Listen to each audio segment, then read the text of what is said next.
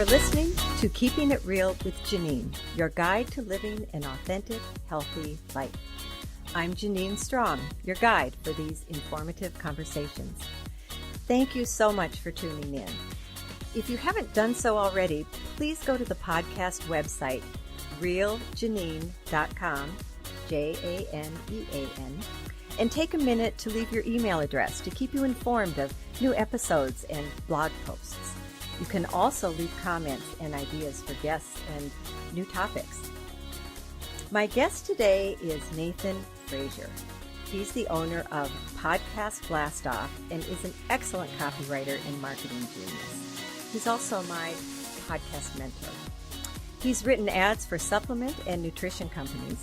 And today, he's joining us for a conversation that is near and dear to his heart because it has affected him personally.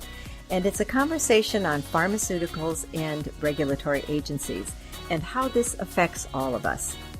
Hey, Nathan, how are you doing? I'm doing fantastic, and thank you for inviting me on the show. It's a pleasure to be here. Oh, thank you so much for accepting. I really appreciate it. Let's start off with your story of how pharmaceuticals, I believe it's your mother that was taking some prescription medications, and that this really affected her and you as a child. Yeah, so we grew up on welfare and Medicaid, Medicare, the whole 9 yards. Mm-hmm. And my mom did not have the most healthy choice in relationships, and she tended to gravitate towards very abusive relationships. And when we were kids, she ended up my dad broke her jaw, I think three times. And he had his own issues. He was an alcoholic and he was addicted to heroin at the time. And broken household, you know the story. But wow. Yeah, that sounds pretty tough. Yeah, so we were on government-provided healthcare, and they said that to give my mom reconstructive surgery to actually fix her jaw would be considered cosmetic. And you're the kidding. State, no, I'm not. Absolutely true. Oh my God. So the state wouldn't pay for reconstructive surgery of her jaw, and instead, because the state had contracts with all the pharmaceutical companies, at a very young age, I think I was maybe 5 years old, maybe 6 years old when my mom first went on painkillers. And it was, I don't know if it was cheaper in the long run. I think they actually spent more money on painkillers and all the other drugs that it eventually led to. But at the time, the state was more than willing to put her on prescription drugs. And so that's what they opted for. She went on the painkillers. She slowly turned into a zombie, basically. A lot of the opiate painkillers are, in my opinion, just as bad, if not worse, than the stuff you can get on the street. Mm-hmm. And the painkillers led to bouts of psychosis and depression. So from the painkillers, then they started putting on antidepressants. The painkillers mixed with the antidepressants led them to put her on antipsychotics because she started having psychotic breaks. And it got to the point where in my teenage years, when I was about 15, 16 years old, my mom was on over 30 pills a day that she was taking. She would wake up. She had to take pills that would wake her up. She would had to take pills to level her attitude. She had to take pills to fight the depression. She had to take pills to keep her mentally balanced. And then at the end of the day, she had to take pills to put her to sleep. Sleeping pills. A lot of times she would fall asleep while she was eating. She'd just fall asleep right in her plate of food, fall asleep. She burnt out our apartment twice. Oh my God. Falling asleep while she was cooking. What a travesty. Yes. This is, if I didn't know and trust, it's scary. If I didn't know and trust you, I'd say, oh my God, you have to be making this up. This is awful. Oh, around what years are we talking about here? So chronologically, the first time so I was born in 1978. In the early 80s was when they first put her on the painkillers. And by the early 90s was when she was on all kinds of different drugs. I want to say like 91, 92 was when she burnt down. We were living in an apartment complex called Los Cincos. It was like a low-income apartment complex. She fell asleep when she was eating or when she was cooking, burnt like half of the apartment complex or the apartment building. Yeah. And so we were living in a motel for a while. They reconstructed it. We ended up getting another apartment. She did the same thing about less than a year later at the other apartment. It was crazy. And it just got worse and worse. It was one pill would lead to the other, would lead to the other, would lead to the other.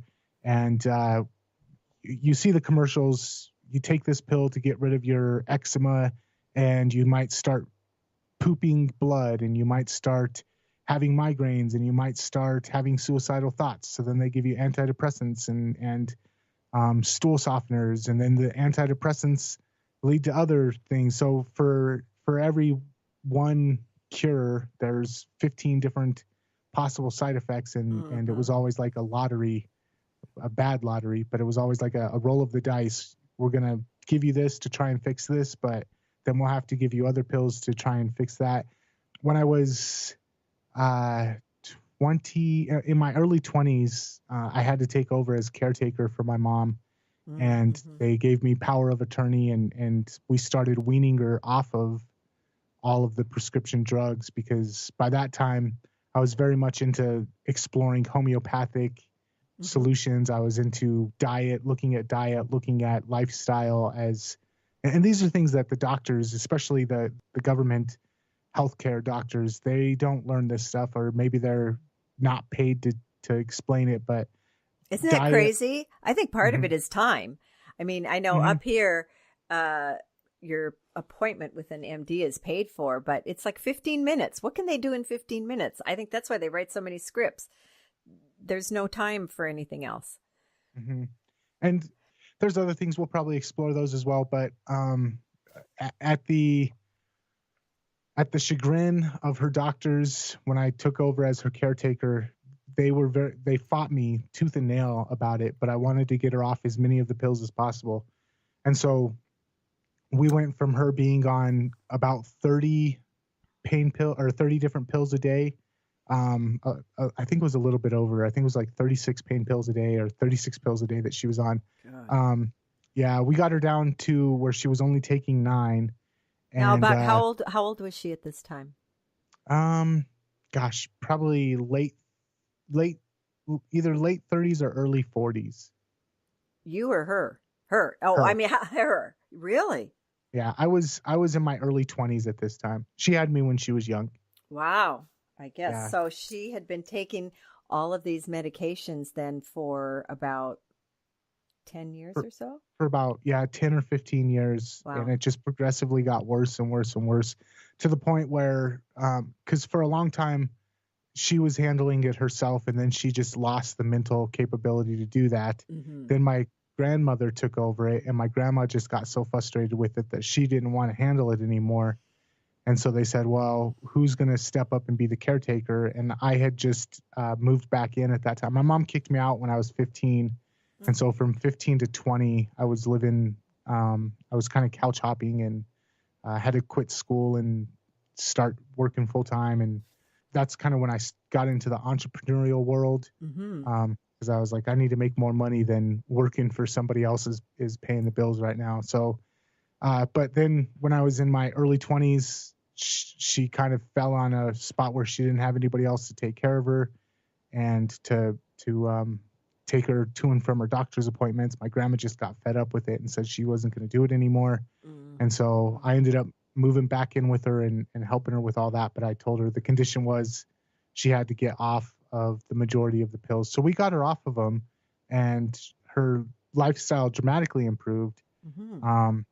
And then what kinds of changes did you see in getting her off of a lot of the meds?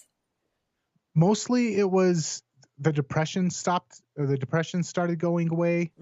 The psychotic swings. There was times before when I was like 14, 15 years old, there was times where she would come out she became very like reclusive. She stayed in her bedroom. She didn't leave the house very much.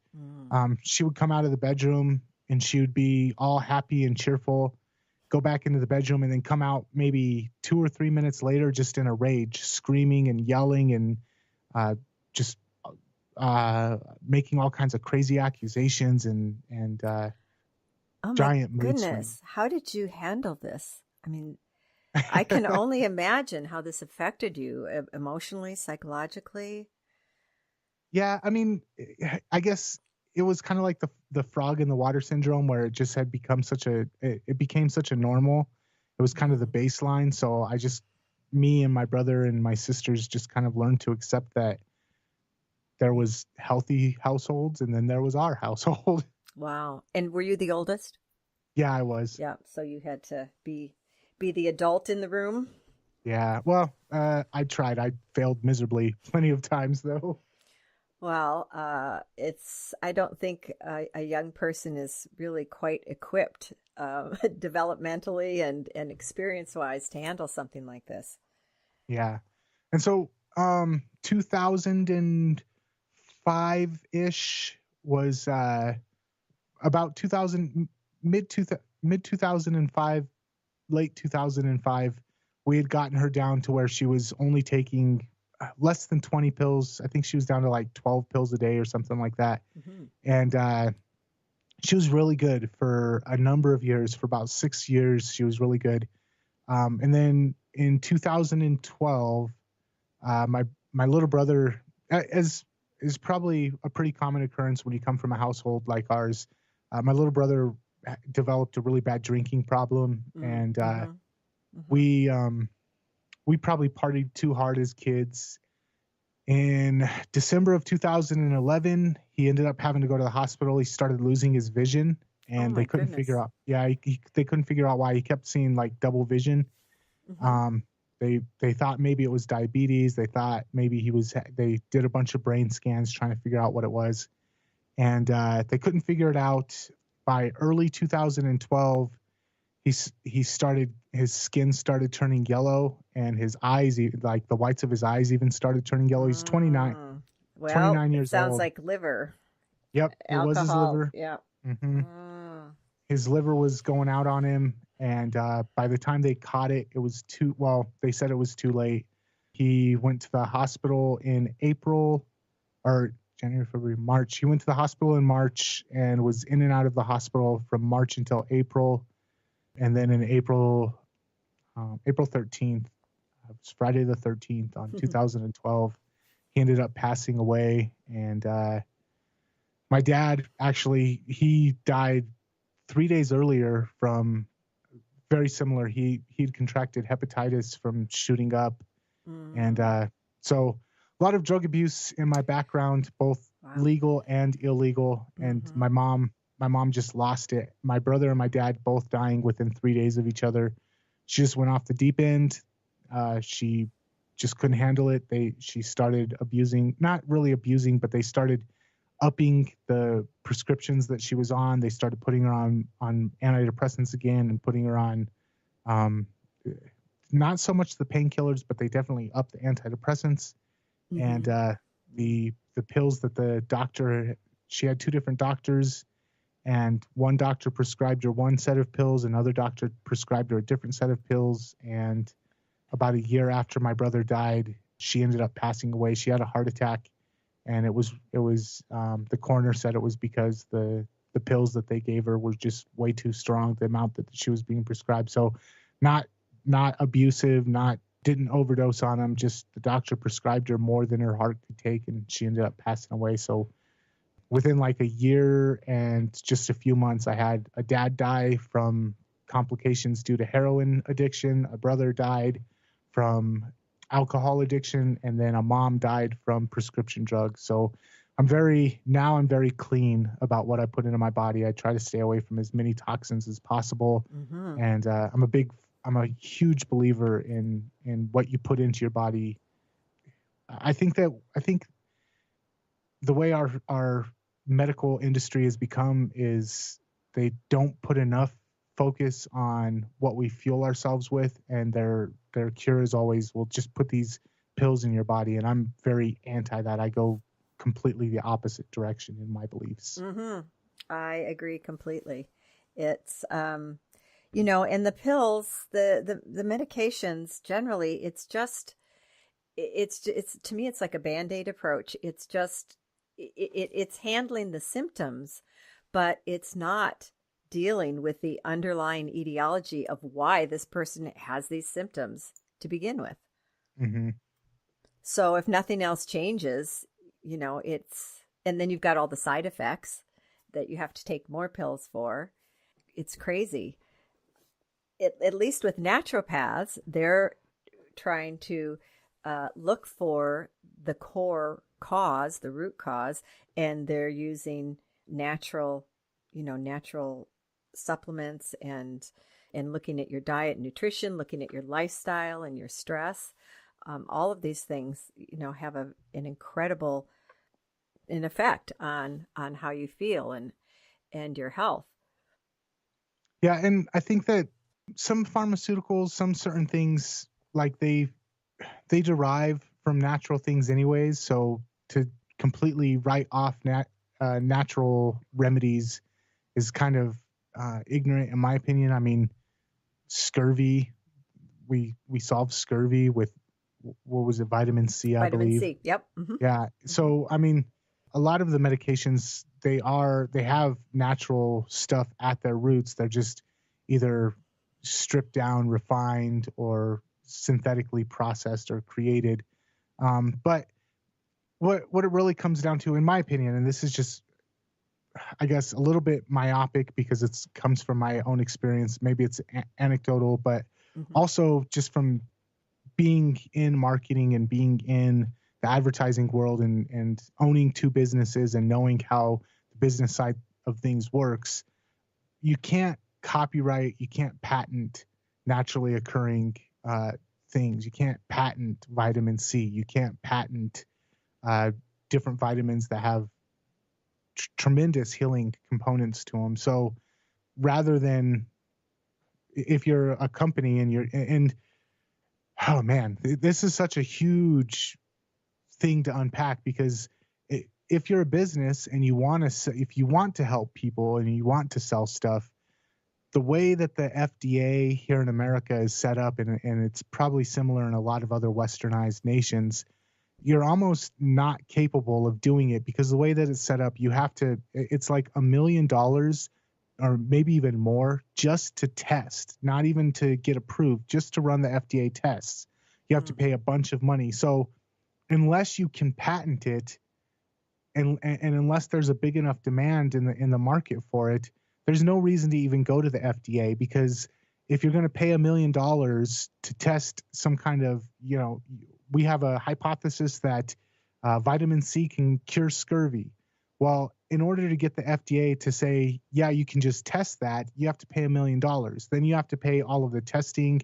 Then you have to pay all of your submission fees. So it ends up being, before any pill ever comes to market, you end up spending close to 10 million, maybe more, just to get it to market. And if you can't patent it, like you can't with most of natural occurring things, CBDs, you can't patent those. You can't patent vitamins. You can't patent minerals.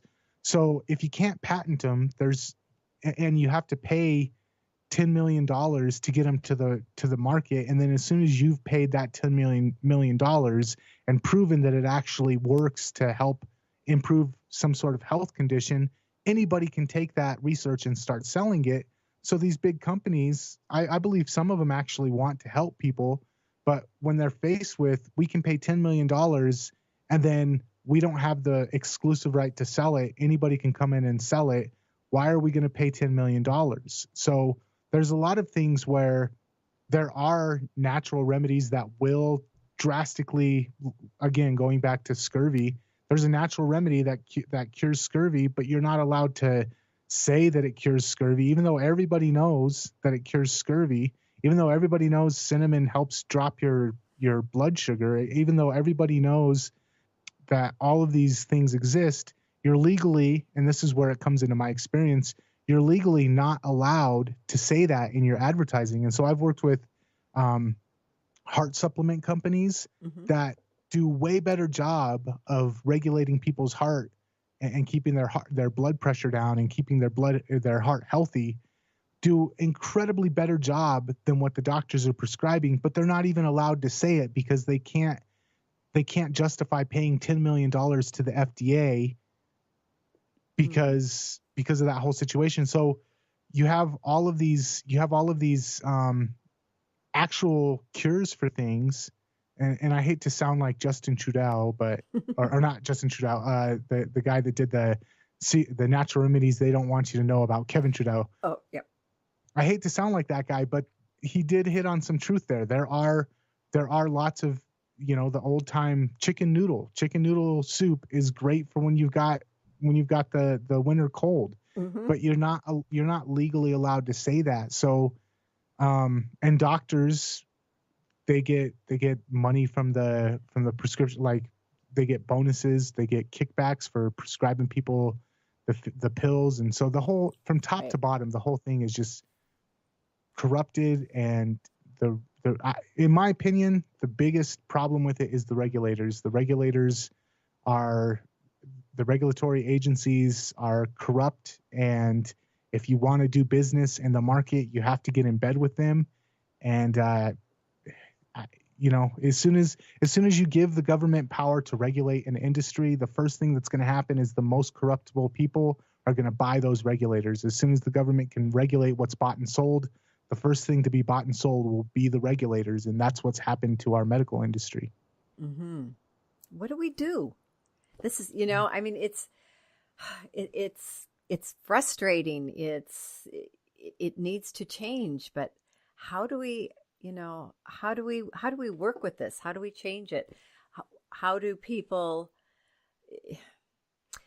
people who have just a regular allopathic doctor who isn't interested in learning more about nutrition or about inflammation, and how inflammation is pretty much the root cause of all dysfunctions, it's turning out. How do you find somebody that can really work with you as a person and not just a patient to be given prescriptions to deal with your symptoms? It's tricky. It's an uphill battle. So there's what we just talked about, which is kind of the downside, the fact that the entire industry is rotten to the core. I hate to use because I'm a huge capitalist. I believe in the free market, and I really cringe when people say the people over profits thing. But when it comes to the medical industry, there's a lot of truth to it. That a lot of the people higher up in these pharmaceutical companies, they are more concerned with making profits than helping people. But there is kind of a bright side to it too, because nowadays we have communication and we have the ability to, it used to be that unless you got a book deal from Scheinman and Schuster or from one of the big publishing houses, nobody ever was able to read your work unless you had clearing from the FCC and you were on one of the Clear Channel networks. Nobody would ever hear your opinions about things, and unless you owned the New York Times or Washington Post, nobody could hear your political opinions. And that's changing now, and the conversation is getting out there. And whereas when my mom was going through what she went through, she had one person, or one authority, the doctors. They were the only people that had an opinion about what she was able to do. And so back in the 80s, back in the 90s, there wasn't the availability of information that there is now. Nowadays, and it's still kind of like a minefield. I just recently read a book. Do you know who G. Edward Griffin is? No, I don't. So I was introduced to his work years and years ago. He wrote a book about the Federal Reserve. It was called The Creature from Jekyll Island, and it was all about how the Federal Reserve came into being, how the Federal Reserve works, and why the value of our money has dropped more than 99% in the last 100 years. And he recently put another book out called A World Without Cancer. And I read that. I loved his first book. And I was like, okay, I'll check out this other book. And he goes into B17. Are you familiar with vitamin B17? Mm-hmm. Yes. Okay. So he goes into amygdalin and B17 and all the different aspects of what the FDA has done to doctors that have used diet and B17 to try and cure cancer. And the amount of evidence that cutting out foods that are hard for your pancreas to break down, foods that are high in sugar, foods that are high in carbohydrates, Mm-hmm. Mm-hmm. Cutting those out of your diet, there's evidence. And processed food. Processed food, absolutely. And slight divergence. Processed food, to me, I just don't get it, because like the reason you eat food is because it's supposed to be fuel for your body. Your body's supposed to break it down and turn it into fuel. Duh. And yet processed food is engineered to be harder to break down. I get it from a commercial point of view. Like, you want to make more sales. You don't want your food rotting on the shelves. You want it to have a longer shelf life so you can actually turn a profit and keep your business viable. But at the same time, as a human being eating this stuff, I know that the food needs to break down. And when my food is made deliberately not to break down, I don't get how people even consider it to actually be food. But yeah, processed food is horrible for you. It's toxic. And there's so much evidence of this. And when it comes to B17, he goes into how the FDA has deliberately skewed facts, how the FDA has shut down doctors that have a 70, 80% plus rate of curing people or having cancer go into complete remission by using B17. Mm-hmm. And all along the way, since the 50s, all the way up until the 90s, when they finally just said, we're not going to allow it to be used in America at all, or at least a certain variant of B17 to be used at all, to watch how the FDA, and this is all to protect the cancer industry that has been built around marching for the cure, and to watch how the FDA protects people that aren't having success and basically silences people that are having success, from top to bottom. The whole agency is I don't know how people still have faith in the Food and Drug Administration, but it's changing though, to where in the 80s when I was a kid, you trusted. You said, well, they've got our best interests in mind, and the authorities are the ones that we go to for our answers. And now books like that one are coming out, and YouTube, people that are using homeopathic cures, people that are using CBD oils to fight things, people that are using CBD to fight Crohn's disease, people that are using all these different things that for years and years we knew worked, but then within the last century or so, the FDA has come in and said you can't say these things.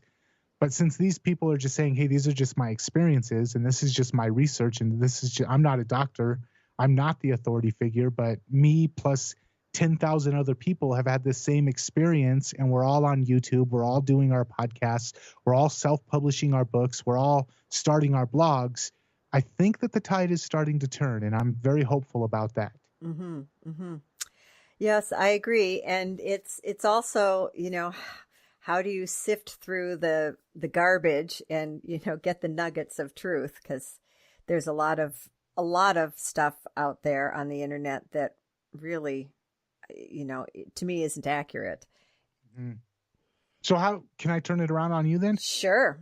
How do you, because I know this is something that's very close to your heart and very passionate part of your journey. Mm-hmm. How do you go through trying to figure out what you should give, what you should give credence to and what you should not take so seriously, or what you should take with a grain of salt? Well, that's a really interesting question to ask right now after, I have a nursing background, and I've always been very interested in nutrition, and I do a lot of research, but lately, See, I have stopped taking all of my supplements. I still take my thyroid medication, which is actually changing. I keep having to lower it now because my body is actually repairing and working better. Nice. But since, yeah, it's really good. I'm not depressed anymore. I have more energy. My joints are feeling better.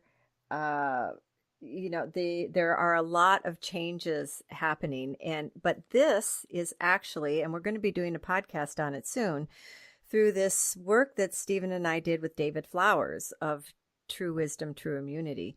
And through his work, he worked with natural remedies for many years and different modalities, and he somehow figured out how to turn the immune system on by just signaling from one brain to another.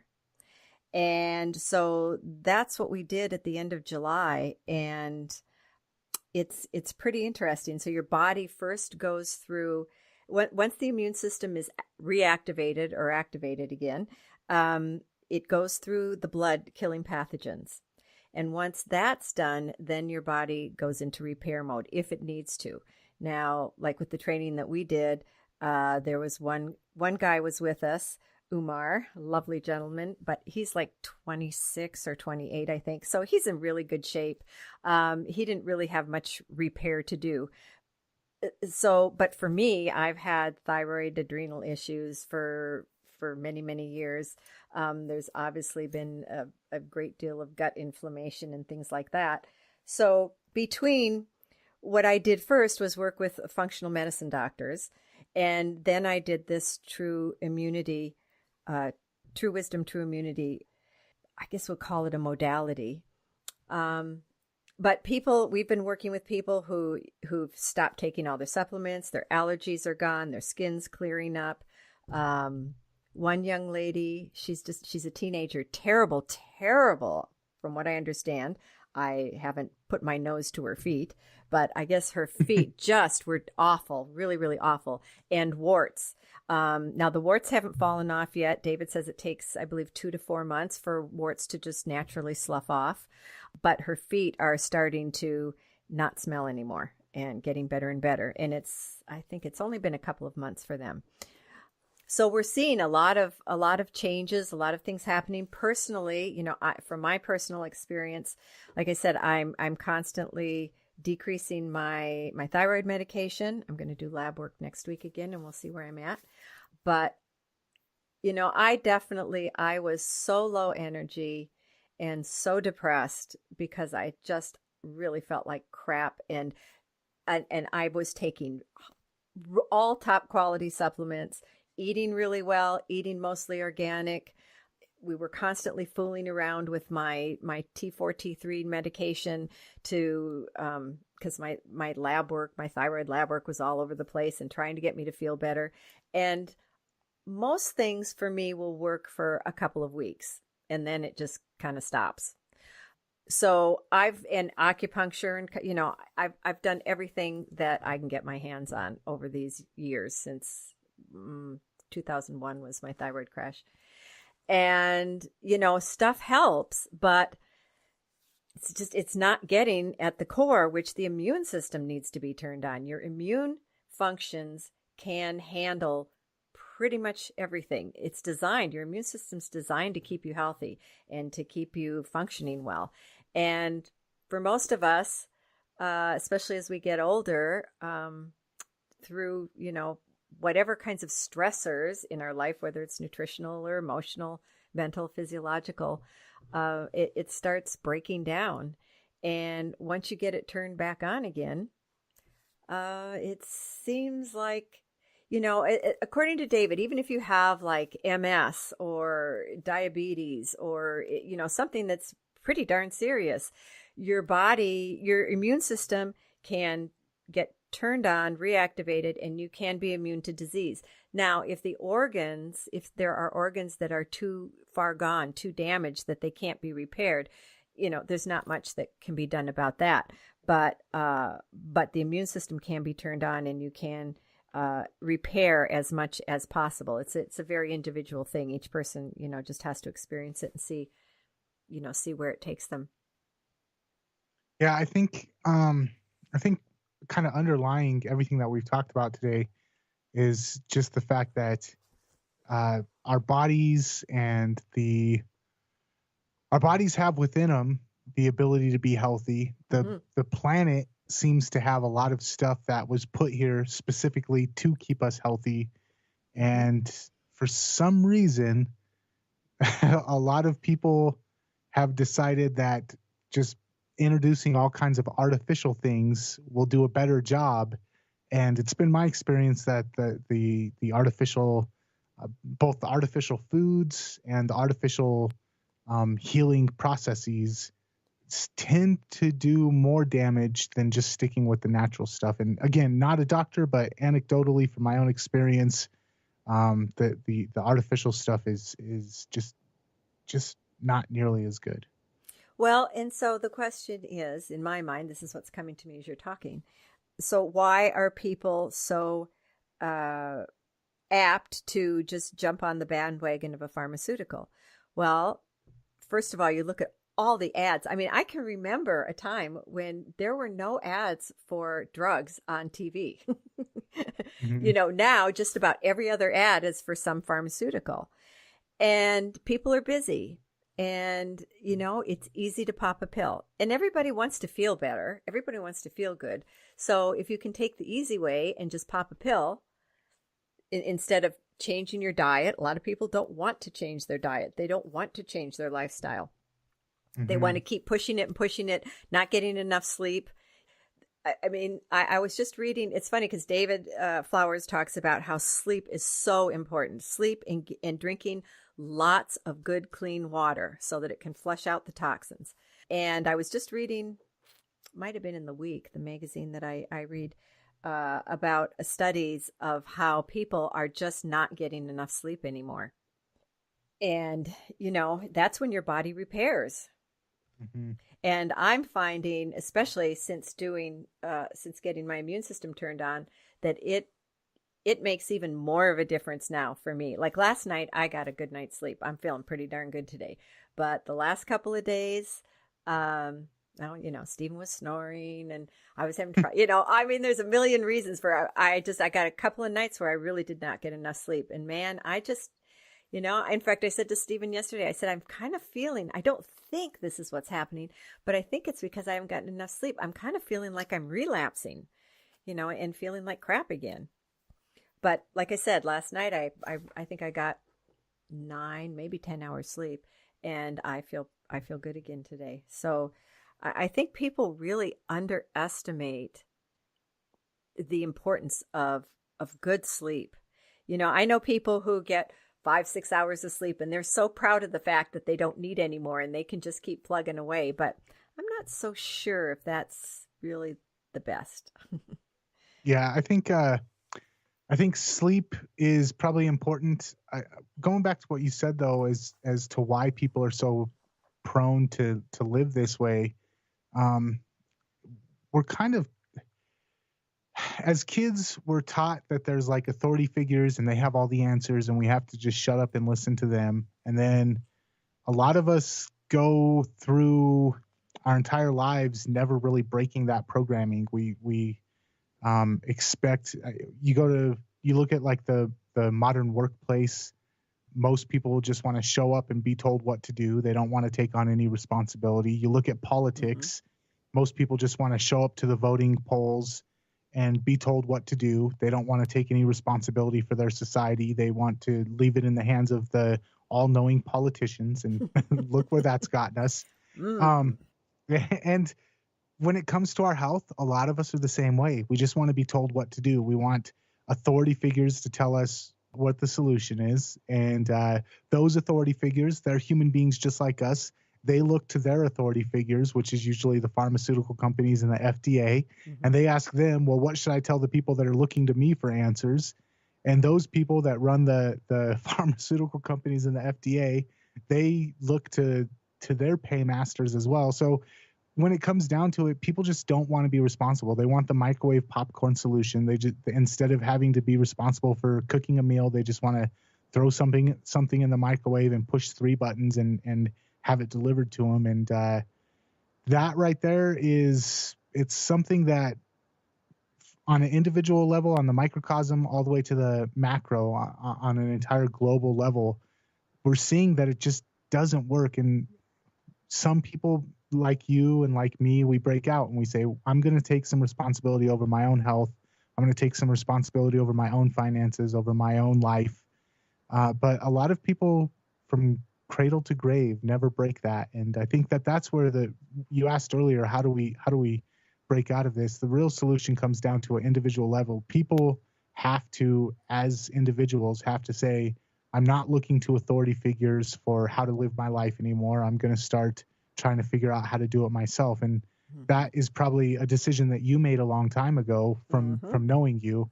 And I think that decision is what really sets people free. Mm-hmm. I would agree. I've often thought, my dad was an entrepreneur, and I often thought, that has influenced me a lot more than I realized.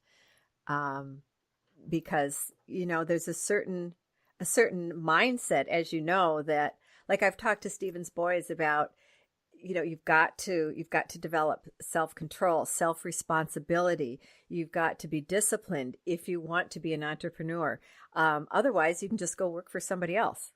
Mm-hmm. But, if you want the independence and of doing what you want to do and how you want to do it, there are qualities that you need to develop or naturally have to have. And the other day I talked to someone and she said that she was talking about her thyroid test. And I said, oh, well, what tests does your doctor, have you do? And she didn't know. And I'm like, are you kidding me? I mean, I couldn't believe it. I was flabbergasted. I thought, and she didn't really know what the results were, or, I mean, man, I would be on it. I have copies of all my stuff. I do research. I want to know. And, in my mother's day or my dad's day, people did tend to look up to doctors and put them on pedestals and just do what they said.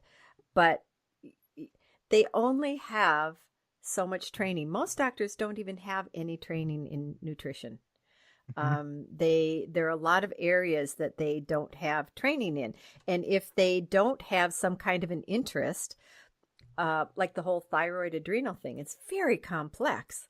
And a doctor has to have some real interest in really learning and understanding the whole dynamics. And if they don't, they just will prescribe the basic TSH test, maybe add T4 in, and that's it. And that just totally disregards the dynamics and complexity of how the body works and what's going on. And, if you don't know any better, and then that's all you do.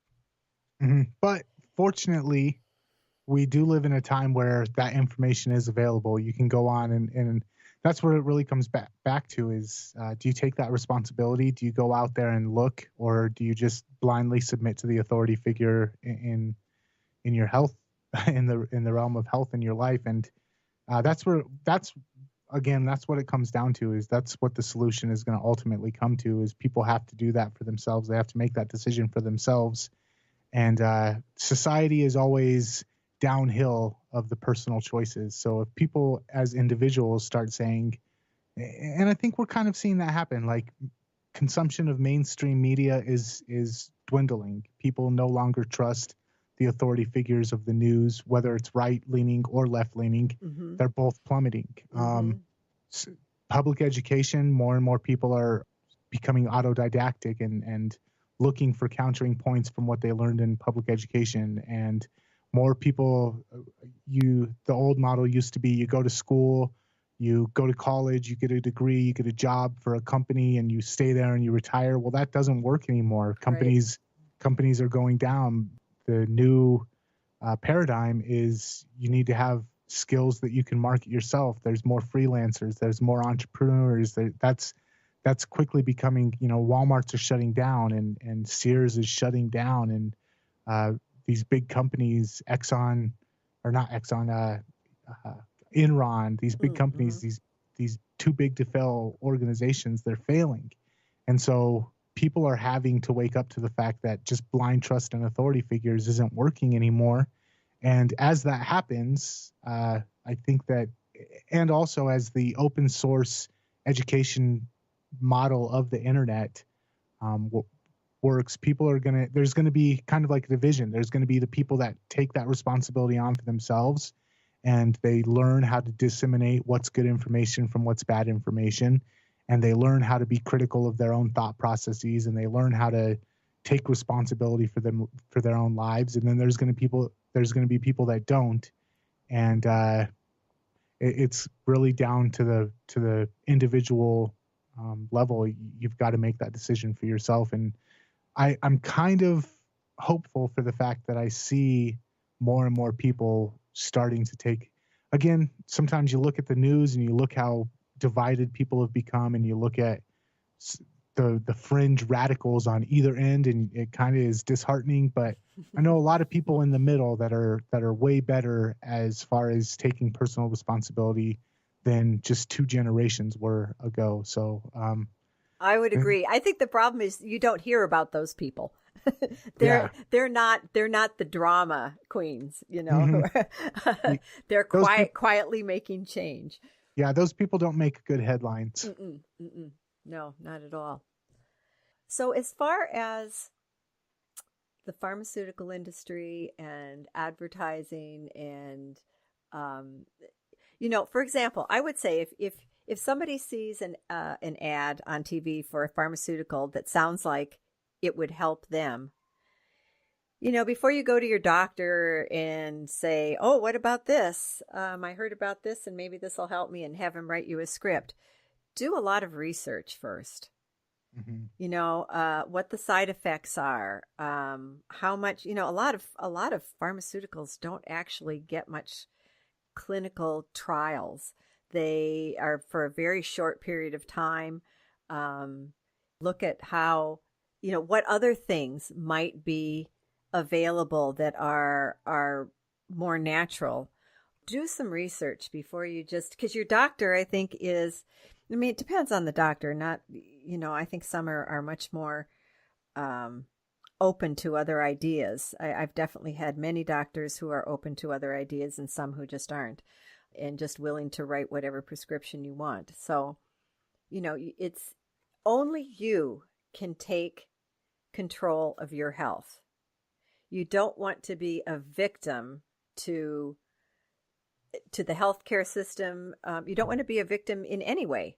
You want to take responsibility and take control for your health, just like you would anything else in your life. Mm-hmm. And fortunately, we do live in a time where that is possible if you want to make that decision. Mm-hmm. Mm-hmm. So what might be a parting, uplifting, a bit of advice that you could give our listeners? Or, I want to thank you so much for being so candid about your life, your upbringing, your family. It's interesting when most of my friends always wanted my parents. They wanted to be part of my family because I had such great parents. And when I went to nursing school, for some reason, I was at the University of Massachusetts, but it was a smallish class. The nursing school had been closed for a couple of years and it just opened. So I think there were only like 26 of us. And so we got pretty close. And we'd talk about our families and our background and stuff. And I swear I was the only person that had a pretty normal upbringing. And I used to think I was, that was the norm. And I realized my upbringing is not the norm. The dysfunctional family seems to be much more of the norm. It's not easy to grow up in a dysfunctional family. No, but this is the way I look at it. I kind of look back at everything and I try to learn lessons. I try to figure out how I can find empowerment from disempowering situations. Mm-hmm. I feel like a strong sword isn't ever forged in a bed of feathers. So if I have if I have to be raked through the coals once in a while, I try to find areas where it'll make me stronger. And that's kind of how I look at life in general. When I hit a hiccup, I try to figure out, well, what's the lesson here? Even if I fail miserably, I try to figure out, well, why did I fail? What can I do differently next time?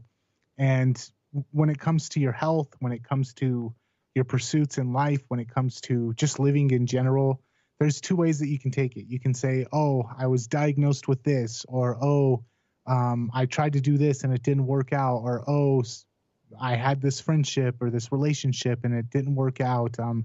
You can either be a victim to it, and that a lot of people are comfortable playing the victim. A lot of people are comfortable saying, well, life dealt me a crappy hand, so I might as well just, take my ball and go home. Mm-hmm. Or you can say, well, how is this a strengthening opportunity? How can I use this to make myself stronger? And I had to learn that very early on in life. I had to learn very early on. We were poor. Mm-hmm. Does that mean I'm a victim to society? At first, I believed that. For a long time, I believed that. Mm-hmm. My dad was abusive. My dad was an alcoholic, and he was hooked on heroin. My mom was hooked on prescription drugs. And could I have very easily said, well, poor picked on me, and I'm a victim, and I need society to take care of me because I was dealt a crappy hand of cards. Mm-hmm. Mm-hmm. That's where it comes down to. When bad stuff happens, whether like for you, Janine, when you had your thyroid issue, you could just say, well, I got dealt a crappy hand and I'm just going to have to live the miserable life until I die. Or you can say, okay, well, this is what happened. And what do I need to do to rectify it? What can I do to make the situation better? And if I can't make the situation better, what can I do to learn and make the situation as best as it possibly can be? And that's what it comes down to. You have to make that decision for yourself. And the people that make that decision for themselves tend to fare a lot better off in life than the people that say, well, I'm a victim, poor picked on me, and it's not fair, and somebody else needs to come make my life better. And that's what it comes down to. Are you going to make your life better, or are you going to play the victim and expect somebody else to make your life better? And that's the big defining factor when you come across something in life. Make that decision. Am I going to make my life better, or am I going to play the victim and let somebody else come make my life better? And you have control over what you do. You don't have control over whether your knight in shining armor actually comes along to make your life better. Mm-hmm. And if you are in victim mode, there's nothing you don't have control, because you're handing control over to other people. So you can't make change. I know when I used to regularly work with people as a life coach, I would say, even if you don't know how you got into this situation, how you're contributing to it, how you're creating it, if you can at least acknowledge that you are creating this, it's not anyone else outside of you, then I can work with you. But if you think that you're a victim and that it's about everybody else and not about you, there's nothing there for me to work with. Yeah, because you can't change other people. You can only change yourself. Right. And then you are a victim because you're letting everyone else be in control of how you feel, how you think, how you act. And you can't change other people. You can only change yourself. You can only look at yourself and decide to evolve or devolve. Yeah, I think if there's one thing to end the note on, or end the show on, if there's one note to end the show on, that's what it is. Personal responsibility, realizing that you have a lot more power over your life than you've been led to believe, and just grabbing those reins and taking control of your life. Even when you feel like you've been victimized, you still have control, you still have power, and ultimately the direction of your life will either come down to bowing down to authority or bowing down to your own personal authority. And I prefer to live life by my own personal authority. Mm-hmm. I agree. Well said. Well said. Oh, thank you so much, Nathan. I think that's probably a really great place to end. We just so our listeners know, this is sort of an off-the-cuff conversation. We weren't exactly sure where it was going to go, and I really, really appreciate your authenticity. Yeah, I think that's what it would be. Your authenticity. All right. I appreciate you inviting me on, and I thoroughly enjoyed the conversation. And do you mind if I plug the podcast service? Please do. Yes, I always ask people to do that, and I was kind of slipping there. So thank you for reminding me. Please plug whatever you want. So I don't have anything to help people with their health, but both Janine and I, we both podcast, and we use a service called BlastPod to host our podcast. And if you're interested in like I said, it's a wonderful time to be alive. If you've got a message to share, if you've got an impact to make on the world, it's possible now, whereas it wasn't 10, 15 years ago. And so that's what my business is all about, is helping people like Janine and people like myself get our messages out there. And if you've got a message and you want to get it out there and you think podcasting is a good solution for you, you can head over to Podcast Blastoff, and it's podcastblastoff.com. We've got a bunch of information there on how to get started on podcasting.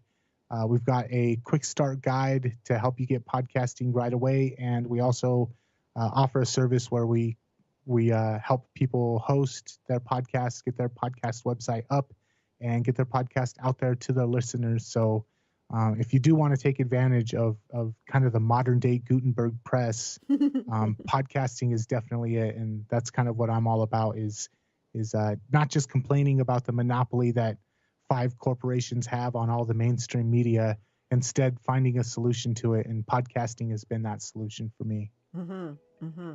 And I would like to say the reason that I chose your company is, I did a lot of research, as always, when I first decided to do a podcast. And, there are lots of big companies out there hosting podcasts, but there was just something about your authenticity, your helpfulness. You're willing to be helpful. I like supporting entrepreneurs. I like supporting small companies, and it just felt right to me. And I waited about a week or two. I really wanted to think about it, and it just kept coming to me that you guys are the right person. And I'm awesome. I'm really glad that I signed on with you, and you've been so helpful to me, because I was such a newbie, still am, but I still have questions for you. I'm always happy to answer them, and I love having the relationship. We're not the biggest company. We're still at the point where, as the CEO of the company, I'm still able to have personal relationships with most of our customers. So I feel blessed to be in the position that I'm in. So I feel just as grateful for it as most of my customers express that they feel. Great. Well, thank you so much. Everyone, you've been listening to Keeping It Real with Janine, your guide to living an authentic, healthy life. We've been having a wonderful conversation with Nathan Fraser. Do you have a blog or anything like that? Just go to podcastblastoff.com and you can check it out there. Okay, great. Thank you so much. And you can find our podcast on iTunes or your favorite podcast app. And if you go to iTunes, you can rate and review and subscribe to the show so you won't miss an episode. And so it would be great if you could do that. Show notes can be found on our podcast website, realjanine.com. And once again, JANEAN, as well as links to guest web pages. And you can leave comments or questions and sign up, remember, for the Real Janine mail list. And do you have 1 or 2 friends who would enjoy this conversation, maybe get something out of it? Please share the love. I'd really appreciate it. Take care and be well.